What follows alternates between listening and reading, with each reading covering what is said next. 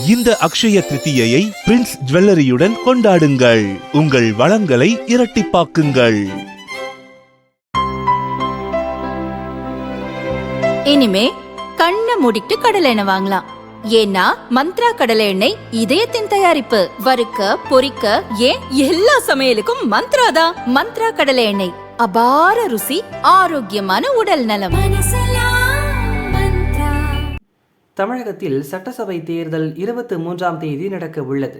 ஓட்டுப்பதிவுக்கு இன்னும் 10 நாட்கள் கூட இல்லாத நிலையில் அனைத்து கட்சி வேட்பாளர்களும் தீவிர தேர்தல் பிரச்சாரத்தில் ஈடுபட்டுள்ளனர். மாநில தேசிய தலைவர்கள் தங்கள் கட்சி வேட்பாளர்களுக்கு தேர்தல் பிரச்சாரம் செய்து வருகின்றனர். சட்டசபை தேர்தலில் போட்டியிடும் வேட்பாளர்கள் அதிகபட்சமாக 40 லட்சம் ரூபாய் வரை செலவு செய்யலாம் என்பது தேர்தல் கமிஷன் விதி. ஆனால் கள நிலவரம் வேறாக உள்ளது. தேர்தலில் சீரியஸாக போட்டியிடும் ஒரு வேட்பாளருக்கு பிரச்சார நாட்களில் நாளொன்றுக்கு ஒவ்வொரு ஓட்டுச்சாவடிக்கும் 65,000 ரூபாய் முதல் 75,000 ரூபாய் வரை செலவாகிறதா. ஒவ்வொரு சட்டசபை தொகுதியிலும் சராசரியாக 230 ஓட்டுச்சாவடிகள் உள்ளன. அதன்படி நாளொன்றுக்கு குறைந்தபட்சம் 1.5 கோடி ரூபாய் இருந்தால்தான் களத்தில் நிற்க முடியும் என்கின்றனர் வேட்பாளர்கள். வழக்கமாக முக்கிய அரசியல் கட்சிகளின் சார்பில் போட்டியிடும் வேட்பாளர்களுக்கு அந்தந்த கட்சி தலைமை பணம் கொடுத்து உதவும். அந்த வகையில் 5 ஆண்டுகளாக ஆட்சியில் உள்ள திமுகவால் மட்டுமே தேர்தல் செலவுக்காக அதன் வேட்பாளர்களுக்கு பணம் கொடுக்க முடிகிறதா.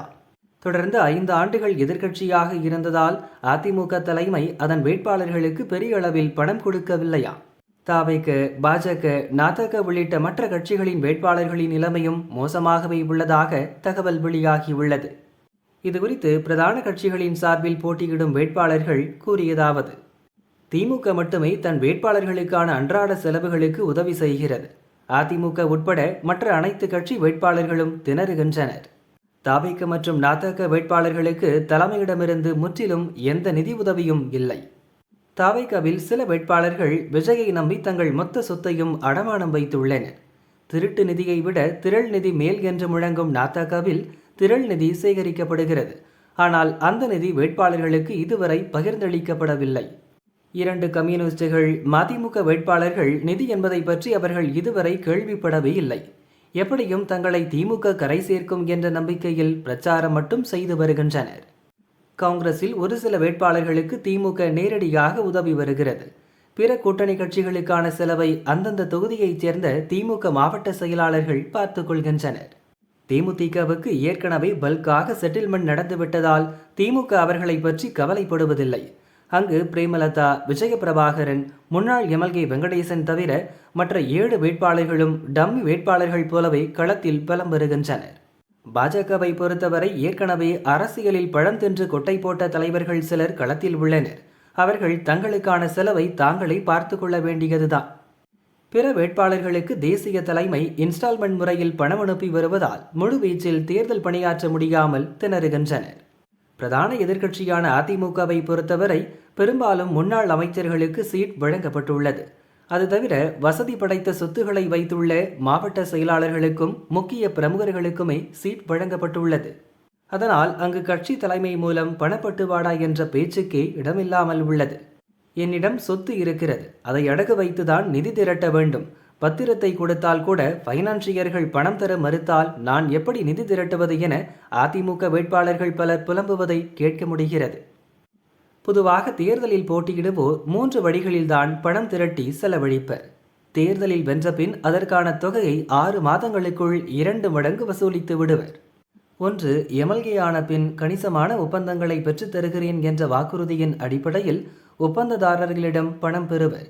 அவர்களோ வெற்றி வாய்ப்பு யாருக்கு அதிகம் இருக்கிறது என்று கணித்து அவர்களுக்கே பணத்தை கொடுப்பர். 2. தொழில் நிறுவன முதலாளிகள் பெரிய கட்சி வேட்பாளர்களுக்கு பணம் கொடுப்பதுண்டு. அவர்களும் வெற்றி தோல்வி வாய்ப்புகளை கணித்தே பணம் தருவர். 3. வேறு சிலர் பைனான்சியர்களிடம் தங்கள் சொத்து பத்திரங்களை அடகு வைப்பது பணம் புரட்டுவர். இவற்றில் ஒப்பந்ததாரர்கள் மற்றும் தொழில் நிறுவனங்களை ஆளுங்கட்சியான திமுக கிடுக்குப்பிடியில் வைத்துள்ளது. அதனால் அவர்கள் அதிமுக வேட்பாளர்களுக்கு பணம் தர தயங்குகின்றனர். மேலும் இந்த தேர்தலில் தவிக விஜயின் வருகை யாருடைய வெற்றி தோல்விக்கு வழிவகுக்கும் என யாராலும் துல்லியமாக கணிக்க முடியவில்லை.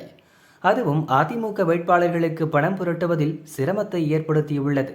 சொத்து பத்திரத்தை அடகு வைத்து கடன் வாங்குவது மட்டுமே பெரும்பாலான வேட்பாளர்களுக்கு மீதமுள்ள ஒரே ஒரு வழியாக உள்ளது. அதற்கும் இப்போது திமுக செக் வைத்துள்ளது. 2011 முதல் 2021 வரை தொடர்ந்து 10 ஆண்டுகள் அதிமுக ஆட்சி செய்ததால் பெரும்பாலும் அதிமுக பிரதிநிதிகளை பைனான்சியர்களாக இருந்தனர்.